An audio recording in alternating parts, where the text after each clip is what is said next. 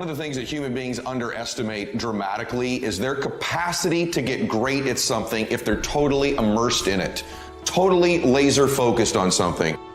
The majority are busy being busy, and they're addicted to devices and addicted to alcohol and addicted to busyness and addicted to gambling or addicted to shopping or addicted to worrying. I mean, in many ways, it's become a society of addicts. And what's happened is we develop addictions because we escape from pain. See, potential unexpressed, the potential you were born into, if you're not expressing it, if you're not living it, if you're not releasing and showing your primal glory every single day, then at a subconscious level, you're developing, anger and sadness and guilt and shame over your self-betrayal against your genius. If somebody's really stressed out, they're not stressed out for no reason. It's because they're focusing on something that makes them feel stressed. They often, when they're focusing on it, it changes the body. You start to feel tight. You start to feel a certain way. And then they use language like, I don't know what to do. Why am I so overwhelmed? So 3 things control how you feel every moment. What you focus on, what you do with your body. Humans have an unreal capacity to get great at things, even if they don't have a natural talent for it, if they're immersed in it, and to learn something and acquire a ton of knowledge in a short period of time as well. Society is conspiring all the time in our culture to completely distract you so you never win, to just divert your focus and attention. Look over here, look at this shiny thing, look at this TV show, look at this sports team, worry about what's going on here in this war. And they get these different things on television and our phones and in our lives to just get us distracted, so we never get obsessed. We never get laser focused for an extended period of time. I think there's a different level for you. I think there's a different level for you to get obsessed, crazy laser focused. I say all the time, our obsessions become our possessions, but we won't possess them if we're not truly obsessed. So if we change what we focus on, if we change the way we use our body, if we change our language patterns, we'll instantly feel different. Think of how do people use their body when they're worried versus when they're excited. If you learn to use your body first, use your focus first, you can literally change how you feel in moments, and then you develop new habits where you start to feel good all the time, and it isn't some phony fake pump up. It's literally the way you've conditioned your body. Just like being fit as an athlete, you want to be emotionally fit. The bottom line is no one's coming. No one. No one's coming to push you. It's up to you. And because you're only ever going to do the things that you feel like doing right now or that feel good right now, unless you understand that you've got to parent yourself, you got to push yourself, you're not going to make your dreams come true. You're just not. We're not wired that way. You weren't born that way. You weren't that way when you were growing up, and you're certainly not that way as an adult. And there's a tremendous amount of liberation that comes when you accept the fact that you're always going to need to give yourself a push. Ladies and gentlemen, if you want to make it in life, you got to know your vitamin. You've got to know every no brings you a step closer to a yes. Anybody can stop because someone said no. But there's something in you, in your heart of hearts, that's saying, I'm not a quitter. There's something in you that says, I've got the will to do it. There's something in you that says, I'm going to find a way. Mr. Brown, what do you want to do with your life, young man? Sir, I'd like to become a disc jockey. Why? Sir, because I want to buy my mother a home. He said, great. Listen to Paul Harvey. Here are my car keys. Go in the car, 12 noon. He comes on every day. Why? Because if you want to be successful, study the people that are doing what you want to do. He's the best in the world when it comes to communication. I suggest to you, as you look at what you want to achieve, look at the top achievers. Understand and know they are only an example. They are not an exception. They're an example of what you can do, because success leaves clues. Follow the system, watch the leaders, and study them. I did that. And he said, Mr. Brown, detoxify your life. Let all the negative people in your life go. Can I change them? No. It's a full-time job changing yourself. He's right. He's right. You can't change people. It's hard changing yourself. And there's some people so negative they can walk into a dark room and begin to develop.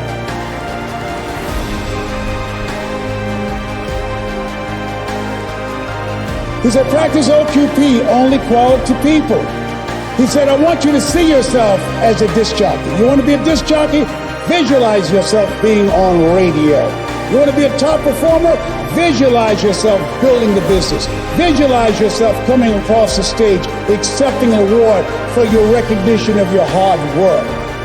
See it in your mind's eye. He said, I'll give you all your eyes can see.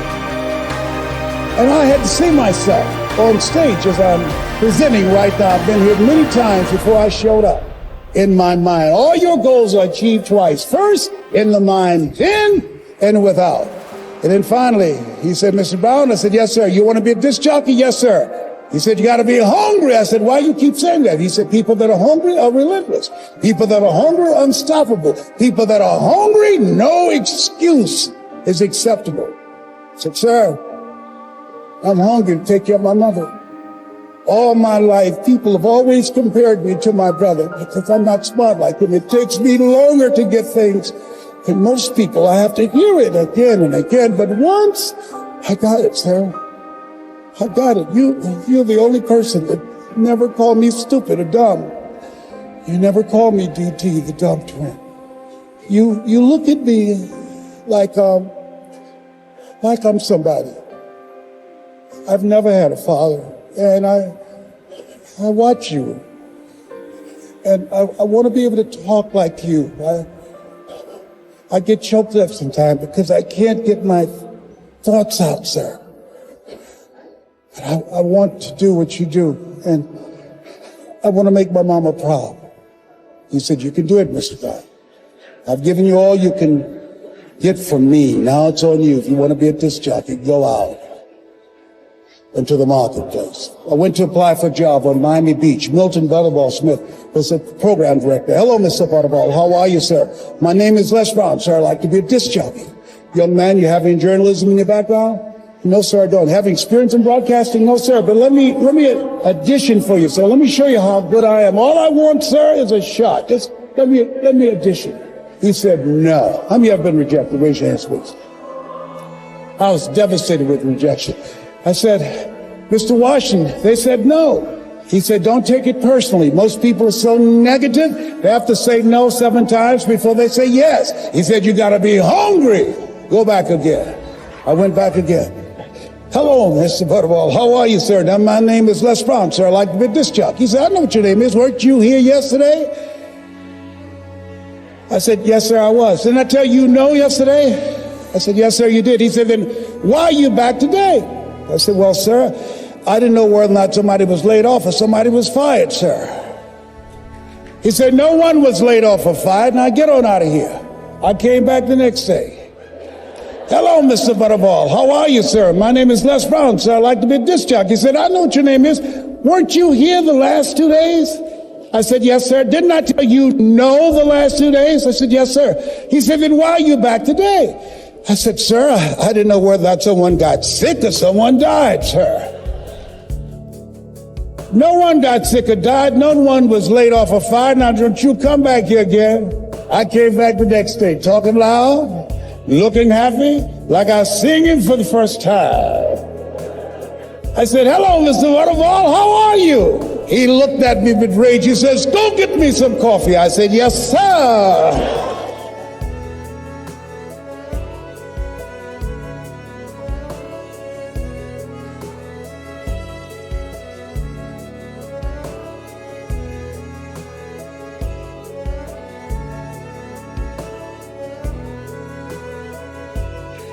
As you think about your goals and dreams, you've got to know your vitamin. I became the errand boy for the disc jockeys.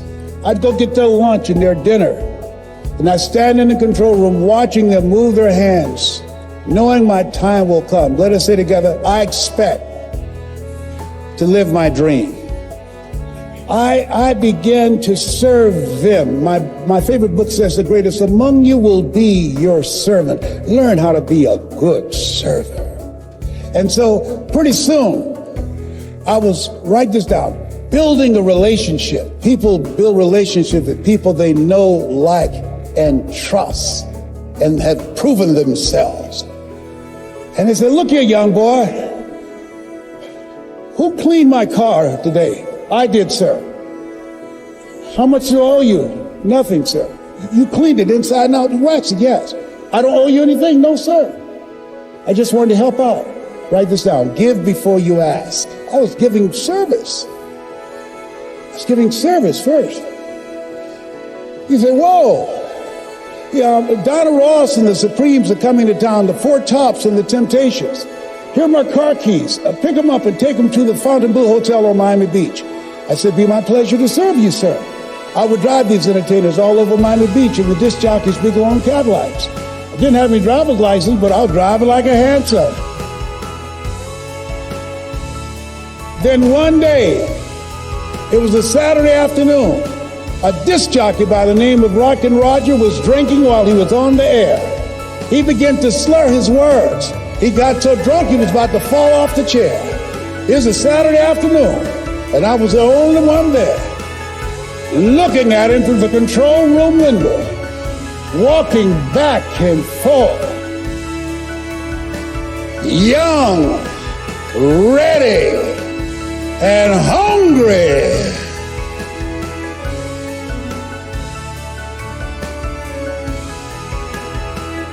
I was saying, drink, rock, drink. Drink, rock. I'd have gone get him some more if he'd asked me to. Then pretty soon the phone rang with the general manager, and I answered the phone. I said, hello? He said, young boy, this is Mr. Klein. I said, I know. He said, Rock can't finish the show. I said, I know. He said, would you call one of the other DJs in? I said, yes, sir. I hung the phone up. I said, now he must think I'm crazy. I called my mom and my girlfriend, Cassandra. I said, y'all come out on the front porch and turn on the radio. I'm about to come on the air. I waited for about 20 minutes, and I called him back and said, Mr. Klein, I can't find nobody. He said, young boy, you know how to work the controls? I said, yes, sir. He said, go in there and segue the records. Don't you say nothing here. I said, yes, sir. I couldn't wait to get old Rock out of the way. I put on a fast record. I said, look out, this is me, LB Triple P. Les Brown, your platter playing papa. There were none before me, and there will be none after me. Therefore, that makes me the one and only. Young and single and love to mingle, certified, bona fide, indubitably qualified to bring you satisfaction and a whole lot of action. Look out, baby, I'm your love man. I was hungry. I was hungry. I was hungry. I was hungry. Shake someone's hand and say, you gotta be hungry. Shake someone's hand and say, you gotta be hungry. You gotta be hungry. So I'd like to leave this with you. I don't know what you want to do, but I believe that Zig was right. You give enough people what they want, they will give you what you want. I believe Jim Rohn was right. When the end comes to you, let it find you conquering the new mountain, not sliding down an old one. I believe Earl Nightingale was right. All of us are self-made, but only the successful will admit it. I believe that Dr. Peel was right. Always strive to get on top in life because the bottom is overcrowded. I believe Mike Williams is right. If you do what is easy, your life will be hard. But if you do what is hard, your life will be easy. So I dedicate this to you, to the dreamer in you. Something my mother used to love to hear me say. Leslie, yes ma'am, mama. Say that thing for me, boy, that makes me feel good. I dedicate this to you. Because it's one thing to be in the business, but there's something else when the business is in you. You're here because it's in you. It's in your heart. And it says simply this: if you want a thing bad enough to go out and fight for it, to work day and night for it, to give up your time, your peace, and your sleep for it, if all that you dream and scheme is about it, and life seems useless and worthless without it, and if you gladly sweat for it and fret for it and plan for it, and lose all your terror of the opposition for it, and if you simply go after that thing that you want with all of your capacity, strength and sagacity, faith, hope, and confidence, and stern pertinacity, if neither cold poverty, famish, or gulf, sickness or pain of body and brain can keep you away from the thing that you want, the dogged and grim you besiege and beset it. With the help of God, you'll get it.